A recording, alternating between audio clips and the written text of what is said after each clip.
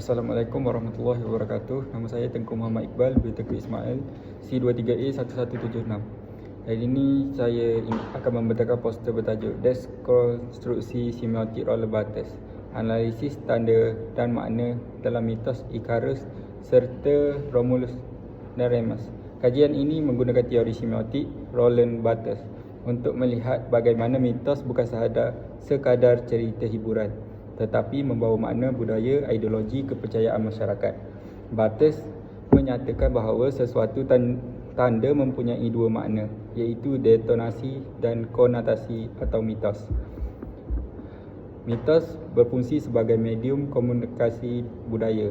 Barthes membahagikan sistem tanda kepada penanda dan petanda.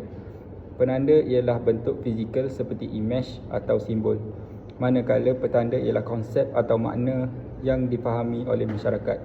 Gabungan kedua-duanya menghasilkan makna dan ideologi tertentu. Kajian ini penting kerana ia membantu kita memahami bagaimana mitos mempengaruhi nilai, politik dan moral masyarakat Yunani dan Rom purba. Teori semiotik juga membuktikan bahawa karya klasik boleh dianalisis melalui simbol makna tersembunyi yang masih relevan sehingga sekarang.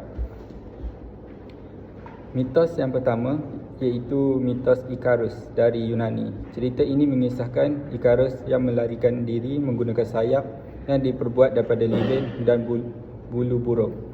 Walaupun telah diberi amaran supaya tidak terbang terlalu tinggi, Icarus tetap melanggar nasihat tersebut kerana terlalu yakin dan angkuh.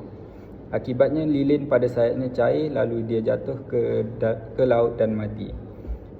Melalui analisis semiotik Barthes, sayap lilin menjadi penanda utama pada tahap detonasi. Ia hanyalah alat untuk terbang, namun pada tahap konotasi ia melambangkan keinginan manusia untuk melampaui batas dan mencabar kuasa alam serta dewa. Ideologi yang dibawa dalam mitos ini ialah manusia perlu sedar akan batas diri dan tidak terlalu sombong atau tamak terhadap kuasa. Mitos kedua ialah Romulus dari Rom purba. Mitos ini menceritakan pasangan kembar yang dibesarkan oleh seekor serigala betina sebelum menjadi pemimpin Rom.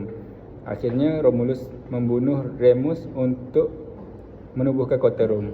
Dalam analisis semiotik, serigala betina pada tahap detonasi hanyalah haiwan yang menjaga bayi.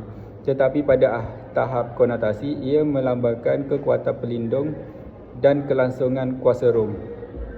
Kesimpulannya, kedua-dua mitos ini menunjukkan bahawa cerita mitologi sebenarnya mengandungi makna ideologi yang mendalam.